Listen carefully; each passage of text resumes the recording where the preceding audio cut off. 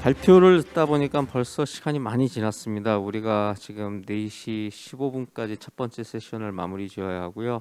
세 분의 토론자들께서 약 6분 정도의 시간으로 오늘 발제 내용에 대해서 토론을 해주시면 좋겠습니다. 먼저 박윤수 교수님께서 시작을 해주십니다. 토론은 여기 자리에서 그냥 하면 되는 건가요? 뭐 편하신 대로 하시면 됩니다. 이미 저 두 분 발표자께서 다 중요한 말씀을 해주셔가지고 저는 그 네 가지 간략한 제 의견만 좀 첨언을 드리도록 하겠습니다.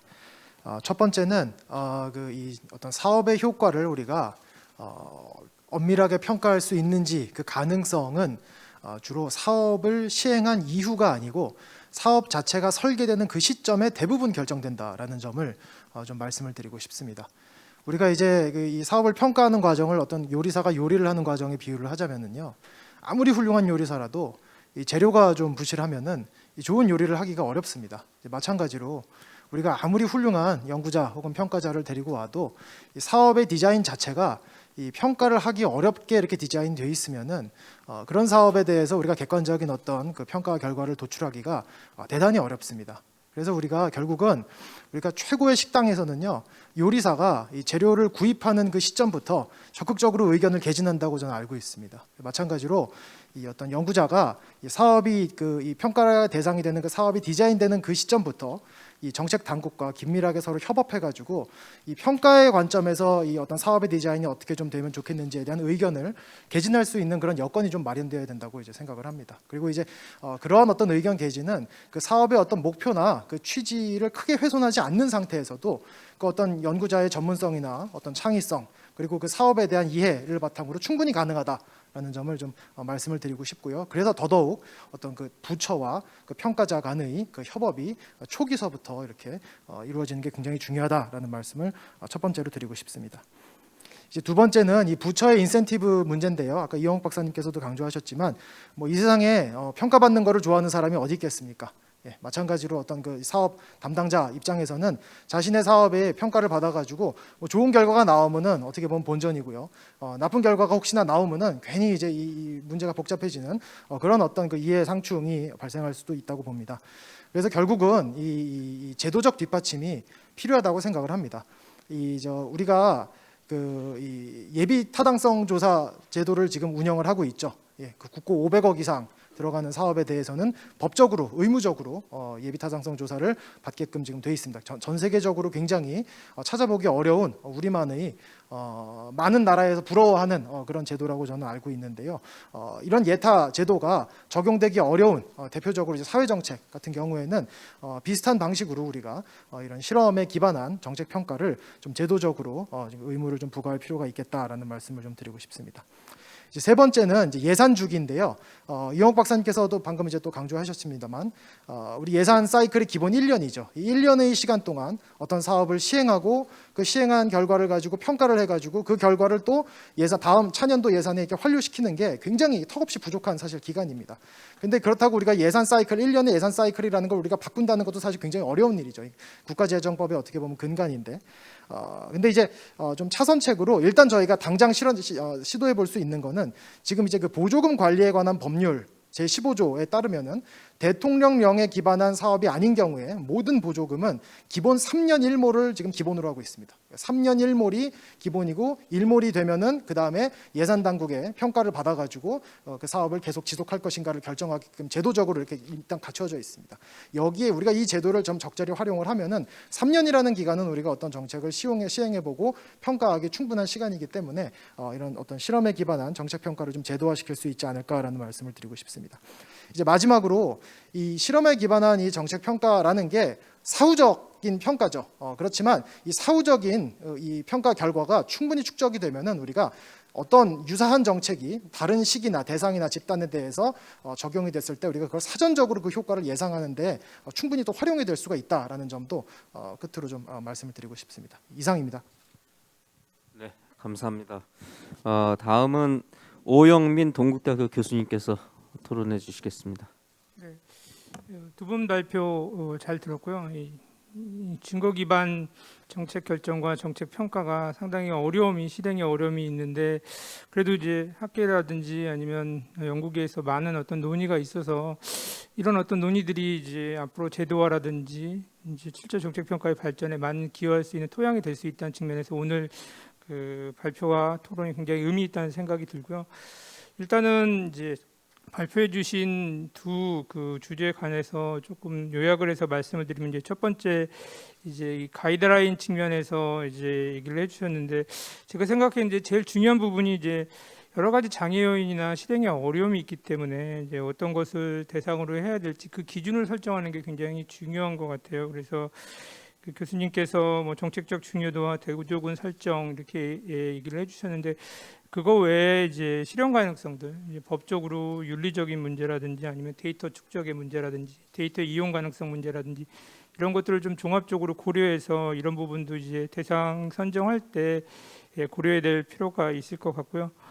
그다음에 이제 이 실현 가능성의 문제 때문에 항상 이 실현 방식의 정책 평가에 대해서 굉장히 어려움이 많이 제기가 되는데, 제가 이제 말씀드리고 싶은 거는 굳이 진실현 방식, 퓨어 엑스퍼리먼트라고 하는데, 이 진실현 방식이 아니래도 이제 준실현 방식을 조금 다양하게 활용할 필요성이 있지 않을까 그런 생각이 듭니다. 특히 우리나라 같은 경우는 이제 보조금이 굉장히 많이 지급되는데, 이 보조금의 자격 기준을 관련해서 회계 무연속 설계를 통해서 할 수도 있고, 그다음에 다양한 어떤 교육 프로그램들이 제공이 되는데, 그런 부분에 있어서 아까 말씀하신 프로페셔널티 매칭 스코어 이 방법으로 할 수 있는 방법도 굉장히 많이 있거든요. 그래서 이 어려움이 있다면 이 준실현 방식을 조금 더 이렇게 많이 활용해야 될 필요가 있지 않을까, 그런 생각이 들고요. 그다음에 이제 이 실행의 장애 요인으로 이제 많이 지적되는 게, 이제 아무래도 사람을 대상으로 실험을 하기 때문에 이 윤리적인 문제가 많이 지적이 됩니다. 그래서 이 윤리적인 문제를 조금 해결하기 위해서 이 IRB, 자연과학에서는 IRB가 굉장히 이제 정교하게 돼 있는데, 아직 사회과학에서는 그렇게 정교하게 돼 있는 것 같지가 않습니다. 그래서 이런 부분에 대한 어떤 구체적인 기준이라든지 어떤 대상이라든지 절차 방식을 조금 더 명확하게 할 필요가 있지 않을까 그런 생각이 조금 들었고요. 그다음에 이제 마지막으로 이 실험 과정의 어떤 그런 타당성이라든지 실험 결과의 타당성을 확보하기 위해서는 이제 실험 과정에서 발생할 수 있는 그런 여러 가지 오류들이 있습니다. 그래서 뭐 역사 효과라든지 성숙 효과라든지 아니면 스피로포 이펙트로 해서 오염이 되는 그런 경우들이 있는데, 이런 부분들을 이제 어떻게 우리가 좀 조치를 하고 극복할지, 이런 부분들을 향후 만약에 이제 이런 것들이 증거 기반 정책 평가가 제도화가 된다면 가이드라인에 조금 반영이 돼서 이렇게 조금 그런 부분에 대한 어떤 우려를 조금 줄일 수 있는데 활용되길 바라고요. 그다음에 이제 두 번째 페이퍼 관련해서, 두 번째 발표 관련해서 이 예산 과정에서 이제 실험 과정, 실험 방식의 어떤 정책 평가의 어떤 그런 한계라든지 아니면 가능성에 대해서 언급을 해주셨고요. 이제 우리나라 같은 경우에는 이제 크게 이제 시범 사업과 예비 타당성 조사를 통해서 이런 부분이 적용될 수 있는 여지가 있는데, 사실 시범 사업 같은 경우에는 실험 방식으로 하기에는 이제 부처 담당자라든지 부처에서 이제 시범 사업을 바라보는 인식이 어떤 그런 어떤 그 시범 사업을 통해서 어떤 정책을 할지 말지 결정하는 게 아니라 실제 이제 어떤 대상 확대를 위한 어떤 거쳐가는 과정으로 하나의 어떤 수단으로 생각하는 경향이 있기 때문에 이런 부분들을 이제 실험 방식을 적용해서 하기가 상당히 어려운 점이 많이 있습니다. 그래서 이런 부분들을 좀 극복하기 위해서는 저는 예타하고 결합을 해서 이렇게 제도화가 조금 필요하지 않을까 그런 생각을 합니다. 그래서 이제 예타 할 때 이제 대규모 예산이 들어가는 것 같은 경우에는 이제 실험 방식이 가능한 경우에는 이제 시범 사업과 결합을 해서 예타를 한다거나, 아니면 이제 예타의 기준인데 아까 거시적 분석이나 사업 설계 타당성이라든지 비용 효과 분석이 있는데, 시범 사업이 과학적인 방법론, 실험 방식의 과학적인 방법론으로 평가가 됐다면 그 예타의 비용 효과성 분석을 면제해 주는 뭐 이런 어떤 제도화가 필요하지 않을까. 이런 게 된다면 시범 사업이 조금 더 활성화되고 어떤 그런 증거 기반의 어떤 평가에 활용될 수 있는 여지가 있지 않을까 그런 생각을 조금 해봤고요. 마지막으로 이제 얘기를 해주신 게 이제 사후 평가에서의 정책 실험이라든지 정책 평가 증거 기반의 활용이 저는 굉장히 중요하다고 생각합니다. 우리나라에서 이제 재정 사업에서 활용되는 대표적인 사업 평가가 재정 사업 심층 평가인데, 실질적으로 이제 엄밀한 어떤 증거 기반으로 이렇게 평가가 이루어지지 않는 경우가 많이 있습니다. 물론 이제 정량적 분석을 하지만 비실험적 방식으로 대부분 평가가 이루어지고 있고요. 그래서 이런 부분에 있어서도 이제 이 사업평가에서도 어떻게 실험 방식을 조금 적용할 수 있을까 이렇게 생각을 했는데, 제 생각은 이제 이 실험이 반드시 대조군, 아까 컨트롤 그룹이라는데 컨트롤 그룹을 설정하는데 이제 그런 어떤 초점이 있다고 얘기를 하셨는데, 사실 여러 가지 그런 실험, 그러니까 트리트먼트 그룹을 다양하게 하는 것도 실험이 방식이 될 수가 있거든요. 그래서 사업평가에 만약에 활용이 된다면 이제 정책의 효과가 불분명하게 나왔을 경우에 사업평가를 해보고 그 이후에 이제 사업의 추진 방식을 다르게 설계를 해서 실험 방식으로 평가를 해보고 사후에 이제 다시 한번 이제 그 효과를 검증하는 형식으로 실험 방식이 사업평가에서도 충분히 활용될 수 있는 여지가 있다, 그런 생각을 해봤습니다. 예, 감사합니다. 네. 마지막으로 한국노동연구원의 오선정 박사님께서 토론해 주시겠습니다. 네, 우선 앞에 두 분 발제와 두 분의 토론 잘 들었습니다. 제가 이제 토론할 내용도 앞에 두 분이서 말씀하신 부분과 약간 유사한 부분도 있지만, 우선 첫 번째 박윤수 교수님께서 말씀하셨다시피 설계 단계에서부터의 그 정책 설계 단계에서부터의 그 고려가 중요하다라고 말씀하셨는데, 저도 동감하면서 또 하나 확장하고 싶은 것은 이제 첫 번째 발제문에서 언급된 바와 같이 정책 실험의 평가를 위해서는 정책이 주무부처가 아니라 이제 독립성을 유지하면서 객관적으로 정책 평가를 할 수 있는 제3자가 정책 실험의 설계부터 평가를 담당해야 된다는 지적에 매우 공감하고 있습니다. 우선 정책 실험의 경우는 실험의 설계 자체가 정책의 평가에 영향을 미칠 수가 있습니다. 또 그럴 여지가 크기 때문에 정책 설계에서부터 이러한 독립성을 보장받아서 제3자가 수행하는 것이 맞다고 생각합니다. 따라서 평가의 목적 등 필수적인 부분의 결정을 제외하는 설계와 실험의 평가 등을 전반적으로 이제 중립성을 갖춘 외부 기관이 담당하는 것이 나아가야 될 방향이라고 생각을 합니다. 또 두 번째 발제문에서는 단기간의 정책 실험의 한계에 대해서 잘 드러나 있습니다. 우선 회계연도의 문제도 이제 지적되었는데, 회계연도와 실험 설계의 매칭뿐만이 아니고 이제 한국에서는 정책 자체가 정치적인 이유로 매우 급속하게 결정되는 것이 현실입니다. 따라서 현 상황 하에서는 정책 실험이 새롭게 도입되는 정책보다는 기존 정책의 개선 방향을 결정하는 데 더 유용할 수 있습니다. 보조금 사업에 대해서도 말씀하셨고, 이제 3년 일몰이 있지만 실제적으로 정책 평가를 엄밀하게 하지는 않는 것이 현실입니다. 그래서 이런 그 기간 동안의 정책 실험을 통해서 이제 그 결과를 바탕으로 정책의 개선 방향을 결정하는 것이 정책 실험이 현재 활용되기가 큰 여지가 있다고 생각을 합니다. 또 이런 측면에서 이제 예산 낭비 방지, 그러니까 예산의 효율성 증가를 정책 실험의 한 가지의 목적으로 생각을 하셨는데, 이게 지금 실험의 결과가 효과적이지 않는 정책의 도입 여부 자체를 결정하는 것보다는 예산 효율성을 정책 수혜자를 범위를 어떻게 결정을 하고 이제 어떤 레벨의 정책을 줄 것인지의 그 디테일한 면을 결정하는 것이 정책 실험의 현재로서의 활용도를 높일 수 있는 방안이라고 생각을 합니다. 이처럼 정책 실험의 활성화와 이를 바탕으로 한 정책 설계 그리고 평가는 매우 필요하며 피할 수 없는 방향이라고 생각을 합니다. 장기적으로는 제가 앞에 말씀드렸다시피 개선 방향을 결정하는 것에서 정책 실험을 활용하는 것이 아니고 정책 도입 여부를 결정하는 단계에서 적극적으로 시행을 해야 될 필요가 있습니다. 이를 위해서는 그 앞서 두 분 발제자분이 말씀하신 것처럼 제도적인 정비가 필요합니다. 현실적으로 지금 현재 시범 사업이 아닌 경우에 정책 실험을 하기 위해서 RCT 대조군에게 법적 혜택을 적게 주는 것은 어렵습니다. 물론 정책의 수혜자가 아닌 사람들에게 정책을 혜택을 주는 것은 가능하기 때문에 이런 식으로 RCT 대조군을 만들 수는 있습니다. 하지만 그렇게 크게 적용하기가 어렵기 때문에 시범 단계에서부터 정책 실험을 도입해서 정책 설계에서부터 최적의 정책의 방안을 고안을 하고 정책을 이제 정식으로 확대하는 것이 중요한데요. 앞서 이미 말씀드렸다시피 정책 자체가 정치적인 이유로 결정된 여지가 크고 정책이 당면한 문제를 해결하기 위해 급하게 도입되는 한국에서는 정책 실험의 결과를 활용하는 것이 어려운 것이 사실입니다.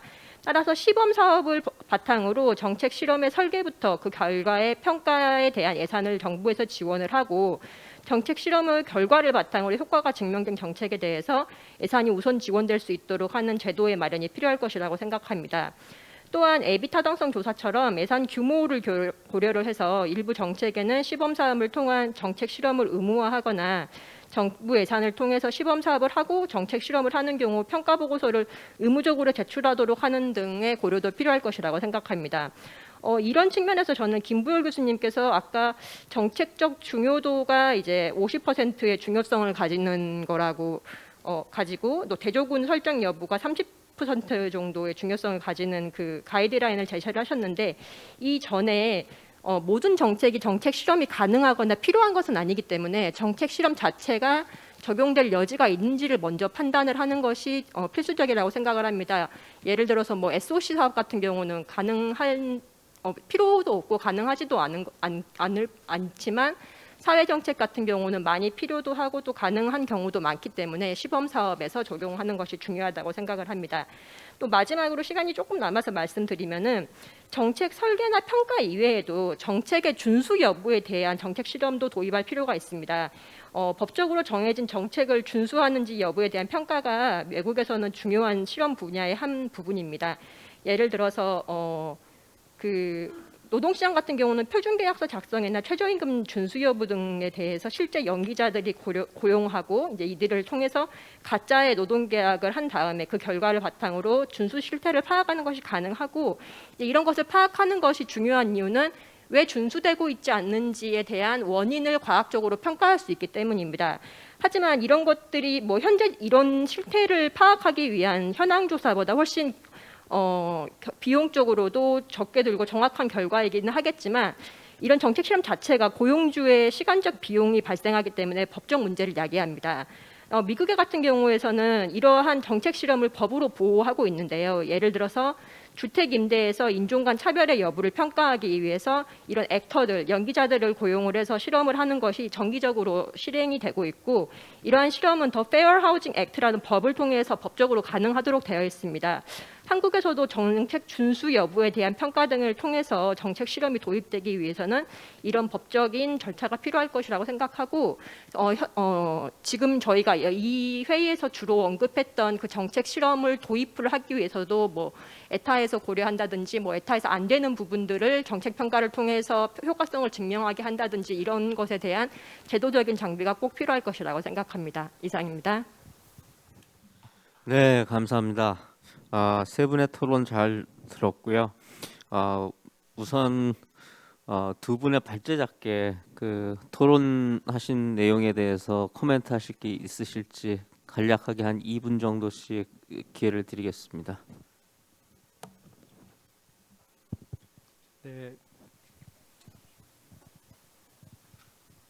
네, 그 토론 잘 들었고 너무 감사합니다. 먼저 박인수 교수님께서 요리하기 전에 재료 단계에서 요리의 맛은 결정된다라는 그 적절한 비유에 전적으로 동감을 하고요. 너무나 맞는 말씀 같습니다. 오 교수님께서 해주셨던 코멘트 중에 한 가지 좀 말씀드리고 싶은 부분이 꼭 실험적인 정책 평가가 아니더라도 다양한 회귀 불연속 설계라든지 매칭을 통한 준실험적 그 정책 평가를 할 수 있는 여지를 충분히 많이 우리가 검토해 볼 필요가 있다. 전적으로 동의하고요. 그런데 실제로 현장에서 정책 평가라든지 프로그램 평가를 해보게 되면은요, 이 랜더마이즈 컨트롤 트라이얼로 평가하는 거나 준실험적 설계를 해서 예를 들어서 대조군을 매칭으로 설정해서 준실험적 설계 평가하는 거나 그 연구진과 같이 현장 실무진이 돌아야 될 노력과 시간과 고통은 똑같습니다. 그리고 사실은 그 처음에 그 조율을 어떻게 잘 할 수 있느냐의 여부인데 제가 개인적으로 좀 많이 느꼈던 거는 처음부터 이 실험적 정책 평가는 불가능하다라는 약간 어떻게 보면 선입견이 더 많은 것 같아요. 그래서 사실 이게 왜 꼭 불가능하다고만 생각하는가, 이게 좀 저희가 좀 여러 가지 여지를 통해서 할 수도 있다. 이제 준실험적 설계 방식과 실험적 설계 방식에 힘이 들어가는 건 똑같이 고생스럽고 똑같이 힘든데 그 뒤에 나온 그 평가 결과에 대한 해석이라든지 그거를 받아들이는 논의 과정들은 차이가 좀 많이 나기 때문에 디스카운트가 많이 되죠. 준실험적 정책 평가 부분은. 그래서 전적으로 동의하지만 그 들어가는 노력과 여러 가지를 생각을 해봤을 땐 똑같이 고통스럽고 똑같이 노력을 많이 투자해야 될 거면은 처음 단계 때부터 요리 재료를 잘 선정하고 조리 방식을 정할 때 조금 더 과학적인 인과관계 입증을 하기가 더 좋은 실험적 정책 평가에 저희가 조금 더 우선순위를 두면 좋겠다 이런 생각을 좀 해봤습니다. 그리고 그 오 박사님께서 그 마지막에 해주셨던 코멘트 저도 동의를 하고요. 모든 사업을 다 실험적 방식으로 평가할 수가 없습니다. 그래서 그 제가 그 4가지 가이드라인 중에 첫 번째 가이드라인이 과연 이것이 적절한 사업인데 대한 적절성 기준을 한 10% 놔뒀는데요. 그 적절성에 정부가 개입하는 정부 정책으로서 적절한가 플러스 이게 실험적 또는 준실험적 방식으로 평가하기에 적절한 정책인가 그 내용을 좀 추가하면은 아까 오 박사님 말씀해 주신 코멘트가 잘 반영되지 않을까 이런 생각해봤습니다. 감사합니다.